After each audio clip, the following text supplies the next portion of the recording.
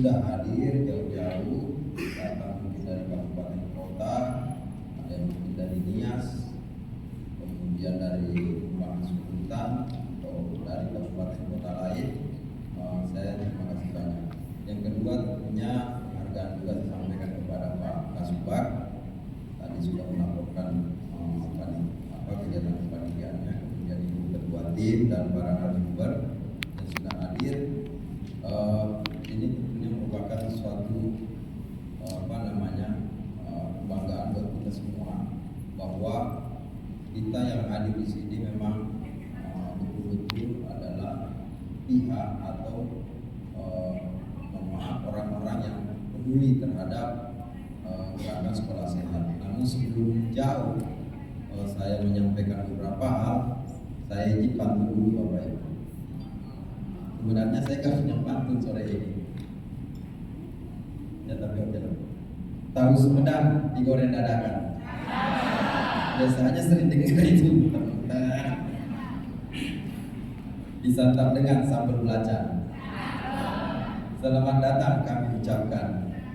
Semoga kegiatan ini riang menyenangkan.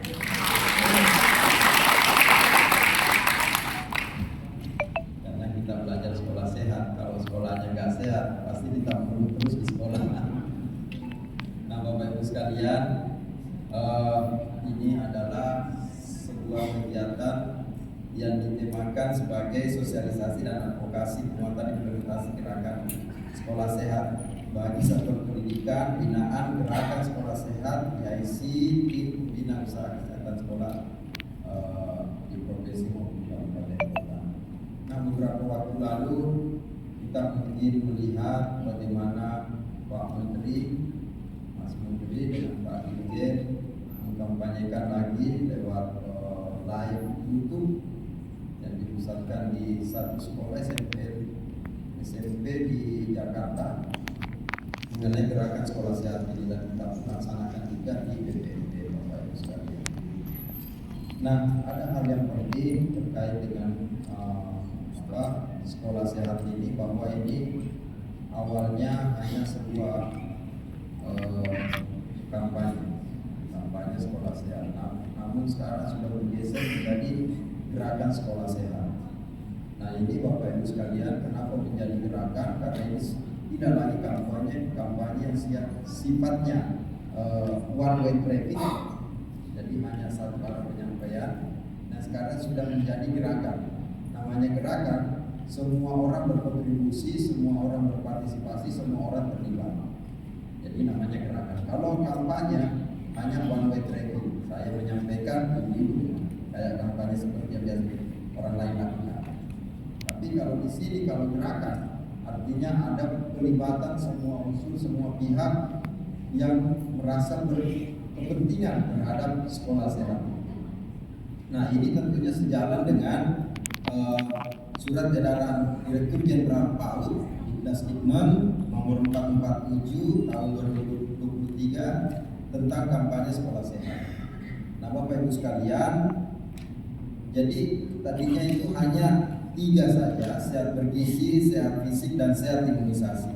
Namun sudah ditambahkan menjadi sehat jiwa dan sehat lingkungan. Nah, Bapak Ibu sekalian, sehat yang namanya sehat bergizi ini kaitannya tentu dari asupan, dari makanan Bapak Ibu sekalian. Dulu kita mengenal 4 sehat, 5 sempurna. 4 sehat itu dari karbo, vitamin, kemudian ada sayur-sayuran, ada buah-buahan, ditambah susu. Nah, ini tentunya sebagai, apalagi ibu-ibu Bapak Ibu sekalian, sebagai orang tua, apalagi ibu-ibu yang sangat dekat dengan anak, tentunya ibu berharap anaknya tidak hanya tumbuh sehat, tapi juga tumbuh kuat dan cerdas. Nah, kalau arahnya seperti itu Bapak Ibu sekalian, mau tidak mau kita harus memperhatikan bagaimana anak-anak kita ini bisa tumbuh sehat dan cerdas, kuat. Nah, oleh karena itu, supaya beliau anak-anak kita ini sehat, kuat, cerdas, mau tidak mau salah satunya adalah asupan. Nah, itu kita kenal juga bahwa asupan yang paling basic adalah ASI. ASI ini adalah makanan yang sangat mudah diterima oleh bayi karena sesuai dengan pertumbuhannya, masih kecil, gak punya gigi, diterima. Tapi pada sisi yang lain, nutrisinya itu sudah 4 sehat 5 sempurna, sudah diolah oleh orang tuanya itu. Nah, berkembang dia sudah bisa makan, diberikanlah mulai asupan-asupan yang juga substansinya 4 sehat 5 sempurna. Kadang dari yang produk sekarang instan maupun diolah, kalau misalnya orang tua dulu pakai bubur, campur ini, campur itu, campur itu. Kalau sekarang ada yang sudah jadi, tinggal dikasih itu. Kalau disebut merek kan kampanye, saya nggak sebut merek. Nah, tapi dilengkapi lagi dengan susu. Susu juga banyak. Itu. Nah, itu Bapak Ibu sekalian, itu dari sisi sehat bergizi. Jadi sampai sekarang kadang-kadang kita pun supaya merawat kekuatan kita vitamin C itu, tapi mulai perlahan-lahan mengurangi karbohidrat karena olahraga kurang. Kalau nambah terus kayak saya mulai buncit. Itu Bapak Ibu sekalian. Nah, kemudian yang kedua adalah sehat fisik. Nah, sehat fisik ini Bapak Ibu sekalian tentunya ditunjang dengan ritme hidup yang berimbang.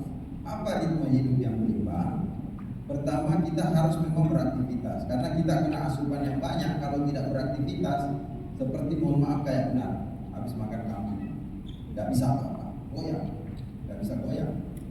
Itu ular kalau habis makan kambing didekati nggak bisa apa-apa. Nah, itu kalau misalnya seperti itu. Jadi supaya seimbang pemasukan pengeluarannya, maka harus ada pergerakan. Pergerakannya bisa sangat aktif seperti olahraga, bisa juga lebih pelan seperti berjalan, berkegiatan. Tapi kegiatannya harus yang positif Bapak Ibu sekalian. Nah, itu terkait dengan fisik. Fisik ini oleh beberapa orang itu kadang-kadang lebih lebih durasinya lebih ditingkatkan durasinya. Contoh misalnya fitness, karena pengen sehat untuk pada sisi-sisi tertentu. Kemudian Bapak Ibu sekalian, yang ketiga itu adalah sehat imunisasi. Kenapa sehat imunisasi penting? Kita semua pasti tahu Bapak Ibu bahwa yang namanya serangan bakteri, serangan virus, karena penyakit itu hanya ada 2, kalau nggak dari bakteri dan virus. Serangan bakteri atau virus terkadang kita nggak bisa lihat, karena itu jasa ternik yang sangat kecil, mikro ukurannya. Tapi itu kalau masuk dalam tubuh melalui macam-macam proses asimilasi, seperti misalnya kita menghirup udara, ini kan abstrak kita lihat. Padahal kalau diambil itu bisa dibuktikan udara itu. Contoh, ambil aja balon isi, itu ada isinya udara. Jadi kelihatan. Memang ya itu namanya dulu kalau kita praktik di fisika seperti itu. Kalau mau membuktikan sesuatu udara, ya masukkan dalam balon atau papan. Ada masanya. Nah, itu jadi media untuk pertukaran itu bisa lewat udara. Rata-rata begitu. Bisa juga lewat makanan, bisa lewat aktivitas tentu di kulit, bisa lewat makanan, lewat mulut, masuk lewat udara, lewat indera hidung, telinga, terutama THT atau telinga. Nah, itu Bapak Ibu sekalian. Jadi virus dan bakteri ini itu bisa menimbulkan penyakit. Bapak Ibu tahu COVID, Corona virus disease, COVID, Corona virus disease, itu virus dan itu menyebar begitu cepatnya Bapak Ibu sekalian, sehingga menimbulkan banyak korban. Ya, virus itu bisa menyebar, bisa lewat manusia, bisa lewat udara, bisa lewat sentuhan, yang bisa lewat binatang, bisa lewat lain-lain. Medianya Pak, sampai dulu kita corona itu Bapak Ibu segitu ketakutannya, apa aja sesama keluarga punya sering tidur bareng nggak boleh, fatal itu. Tapi itu yang terjadi Bapak Ibu sekalian. Demikian pula bakteri kan ada bakteri bata, bakteri apa namanya itu macam-macam bentuknya bakteri. Nah itu juga bisa menyebar. Nah supaya itu kita bisa tahan, kita harus imunisasi. Imun dari kata imun itu kekebalan. Kita bisa imunisasi. Nah imunisasi ada yang diberikan pada saat kita kecil karena daya tahan masih lemah. Ada juga diberikan pada saat kita udah dewasa. Mungkin Bapak Ibu mana ada virus apa namanya imunisasi di waktu dewasa ada. Kalau di kecil-kecil, anak kecil kan biasa tuh BCG, DPT, diphtheria, BCG. Kalau udah dewasa ada, Ibu mau naik haji disuntik virus loh, iya kan? Ada, jadi ada juga itu. Karena disuntik imunisasi di usia dewasa ada kalau utama itu dikasih pada saat kita dewasa. Karena itu ternyata ada virus, mungkin di Indonesia ini nggak ada, tapi kita supaya tidak kena dari Afrika, karena itu virus ada di Afrika, kita masuk daerah Arab di mana ketemu seluruh dunia orang, maka kita divaksin supaya tidak kena virus dari Afrika. Nah itu untuk imunisasi Bapak Ibu. Jadi sehat imunisasi itu sebagai preventif, pertahanan. Itu pertahanan. Jadi tadi kalau sifatnya ofensif seperti makan apa semua, ini sifatnya preventif, pertahanan, pencegahan. Kasihlah imunisasi, sehat imunisasi. Kemudian ada lagi sehat jiwa. Bapak Ibu sekalian, ini sangat penting untuk kita nggak rasakan. Pikiran Bapak Ibu mungkin sehat jiwa, yang penting jangan gila, iya kan? Tapi jangan salah Bapak Ibu, ada pikiran di tempat kita ini, di badan kita ini. Kata orang, kalau itu rusak, rusaklah segala badan. Apa itu hati? Hati ini bisa merembet pikiran. Jadi jangan pikirkan bahwa sakit jiwa itu adalah orang gila. Oh, nggak mesti begitu. Ibu iri, dengki, benci, suka berpikir negatif, itu bahaya. Dan itu bisa merusak kita. Orang misalnya saya benci Pak Bastian, saya iri sama Pak Bastian. Pak Bastian kok dinas dulu, saya di kantor aja kepala, padahal saya kepala. Pak Bastian dapat banyak, semuanya itu merugikan untuk saya. Jadi ngapain kita pikirin begitu? Yang namanya rezeki, kalau di tangan Pak Bastian, pindah ke saya, itu rezeki saya. Tapi kalau di mulut, meskipun sudah di mulut ya, dimuntahkan, bukan rezeki. Jadi kita jangan suka berpikiran negatif, iri, benci, dengki, curiga, cemburu, itu sehat jiwa. Dan sehat jiwa ini sangat fatal, sering malah menggerus sehat fisik Bapak Ibu sekalian. Coba aja, kadang-kadang kita berpikiran negatif terhadap seseorang, orang itu malah santai-santai aja, kita jadi sakit. Itu sayang. Itu pula nanti harus diberikan pemahaman kepada anak-anak kita untuk selalu tertawa, senyum, di sekolah menyenangkan. Nah, supaya itu terimbas, gurunya pun harus selalu senyum, tertawa, senang.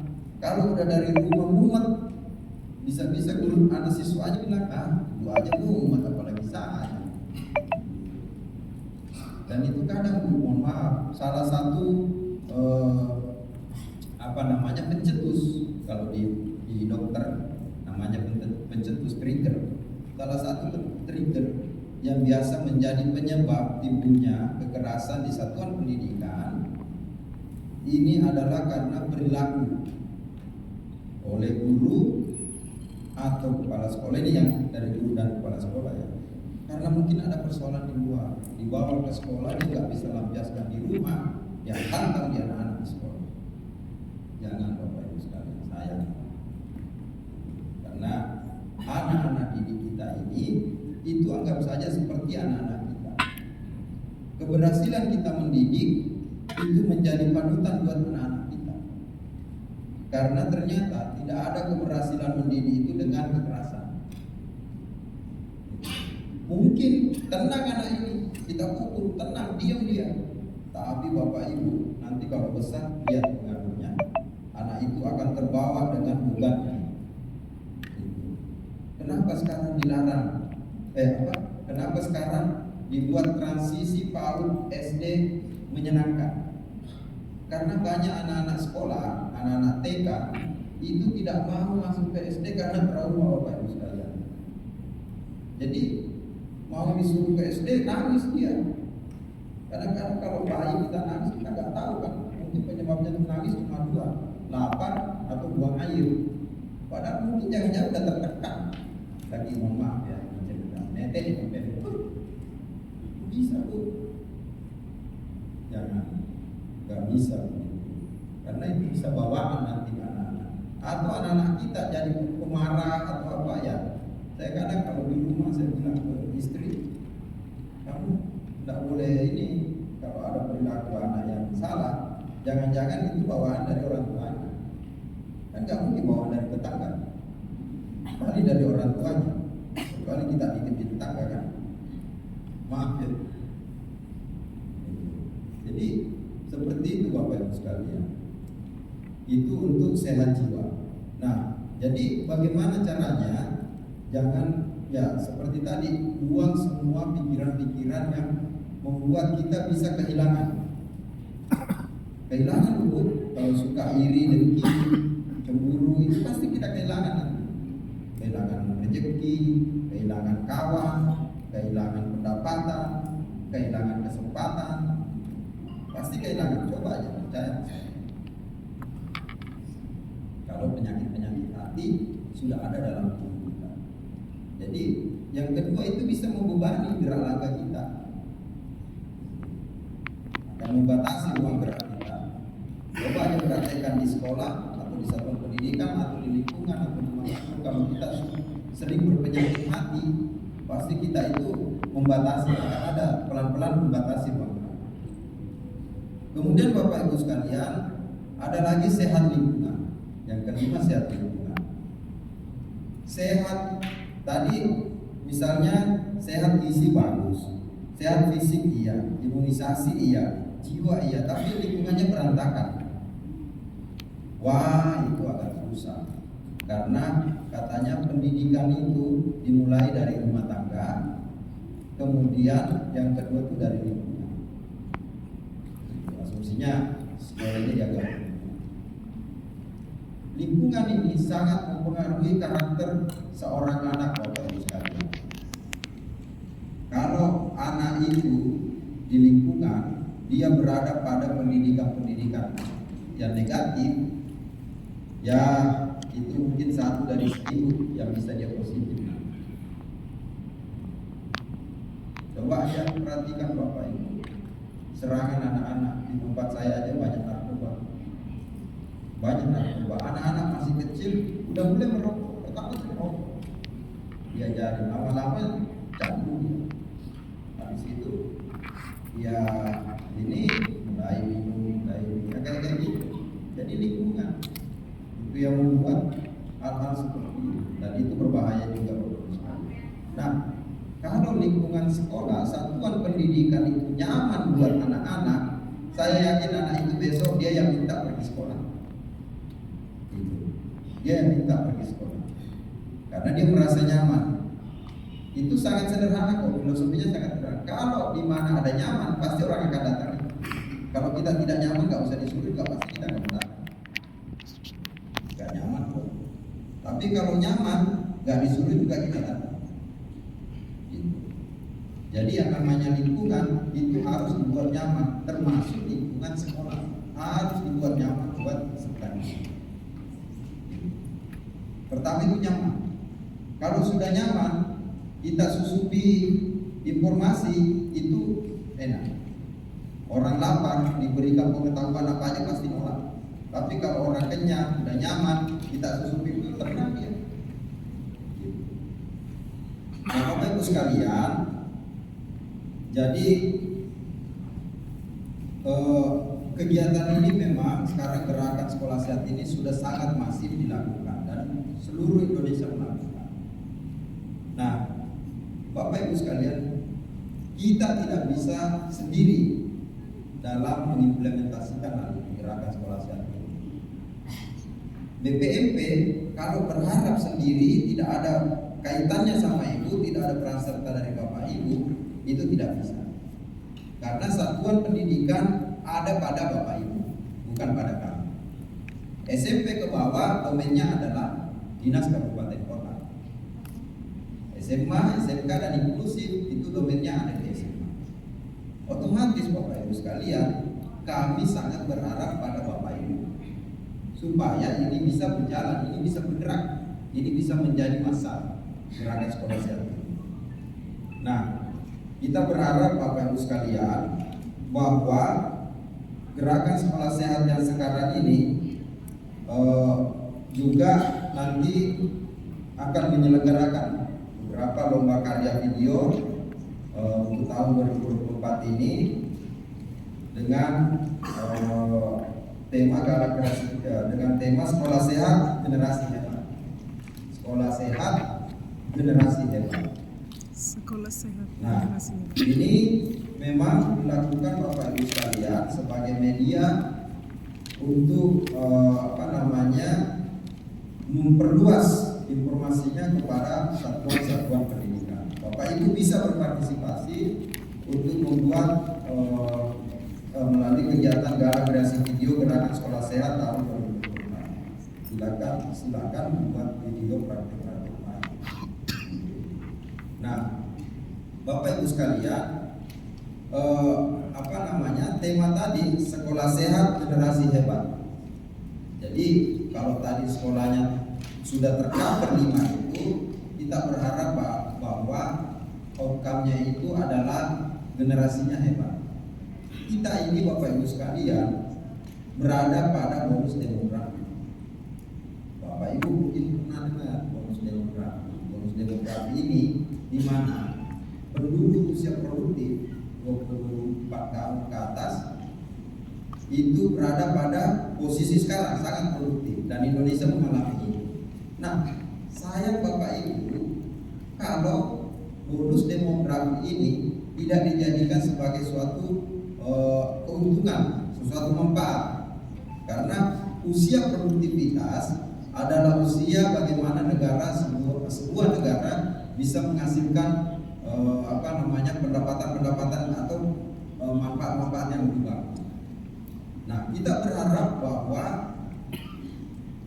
negara Indonesia, Republik Indonesia ini bisa terus meningkatkan SDM-nya yang salah satunya melalui gerakan sekolah sehat ini. Karena salah satu media wadah untuk menghasilkan sumber daya yang hebat adalah sekolah. Nah, bapak ibu sekalian, mungkin kita semua sudah tahu kalau sumber daya alam, saya yakin Indonesia jago, banyak. Apa yang ada di Indonesia? Hampir semua ada. Salju kita ada di Indonesia. Di negara-negara Eropa yang sangat miskin sumber daya, apa yang diprioritaskan adalah pendidikan bapak ibu sekalian. Karena dengan pendidikan dia bisa mengakselerate pendapatan negara.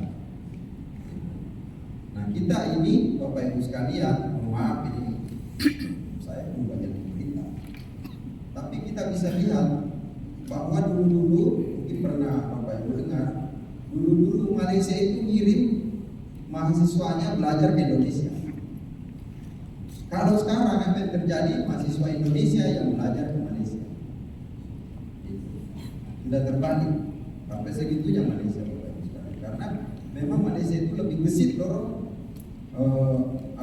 sumber daya manusianya untuk cepat beradaptasi. Nah, kita berharap melalui bapak ibu, melalui tangan bapak ibu, melalui sikap bapak ibu, perilaku bapak ibu, pikiran bapak ibu, anak-anak yang berada di satuan pendidikan, mudah-mudahan nanti ada yang bisa menguasai Indonesia, misalnya presiden atau gubernur atau bupati. Nah, ini karena guru itu bapak ibu sekalian, pelaksana di satuan pendidikan, guru, kepala sekolah, pengawas sekolah, kemudian sistem administrasinya apa semua, Itu kadang kita beda lihatnya, padahal tidak ada yang jadi kalau nggak lewat bangku sekolah.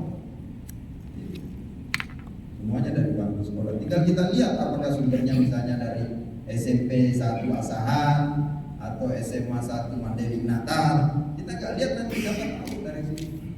Ada. Itu Bapak Ibu sekalian. Jadi mari kita berperan melalui gerakan sekolah sehat ini dengan tema sekolah sehat generasi hebat. Bapak Ibu ciptakan generasi-generasi sehat, kuat, cerdas. Karena saat ini kita sangat butuh memang anak-anak yang sehat, kuat, dan cerdas Bapak Ibu sekalian. Nah, mungkin sebelum saya akhiri ada beberapa pesan Bapak Ibu sekalian yang perlu saya sampaikan kepada Bapak Ibu, bahwa satu, kami berharap Bapak Ibu nanti dapat materi-materi yang bagus. Tolong Bapak Ibu tetap stay in the room-nya, memperhatikan materi-materi tersebut, dan kalau ada hal-hal yang perlu didiskusikan, Ibu jangan segan, jangan takut berdiskusi dalam ruangan ini. Tanyakan kepada anak. Yang kedua, Ibu ini kan Bapak Ibu berasal dari satuan-satuan pendidikan atau daerah yang berbeda. Mungkin Bapak Ibu semua pasti punya kisah praktek baik. Tolong disebarkan, ditularkan, disosialisasikan kepada teman-teman yang lain. Saling bertukar praktek baik. Karena itu penting. Minimal menjadi inspirasi kepada Bapak Ibu yang lain, supaya apakah bisa diimplementasikan, bisa dilaksanakan, atau minimal menjadi sumber lecut untuk peningkatan kualitas pendidikan. Kemudian yang ketiga Bapak Ibu sekalian, bahwasanya sebagaimana saya sampaikan tadi, keberhasilan itu tidak bisa tunggal. Harus ada koordinasi, kerjasama, kolaborasi, sinergi. Nah, oleh karena itu Bapak Ibu sekalian, jika ada hal-hal yang perlu didiskusikan, kami BPMP terbuka untuk Bapak Ibu. Kapan saja kami terbuka untuk Bapak Ibu, dan saya berharap Bapak Ibu mau memanfaatkan kami ini. Termasuk misalnya suatu saat Bapak Ibu mau menggunakan fasilitas di BPMP, gunakan. Ini ballroom sangat mewah. Kita ada punya beberapa, ada 4 building, itu banyak kamar. Mau stay di sini, adakan kegiatan bisa.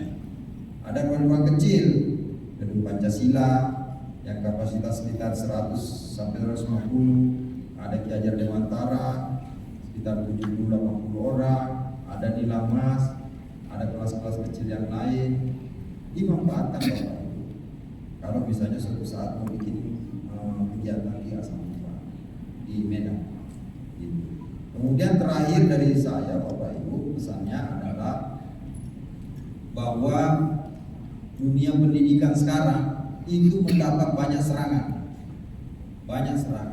terutama serangan-serangan yang kadang tidak terpikirkan oleh Bapak Ibu.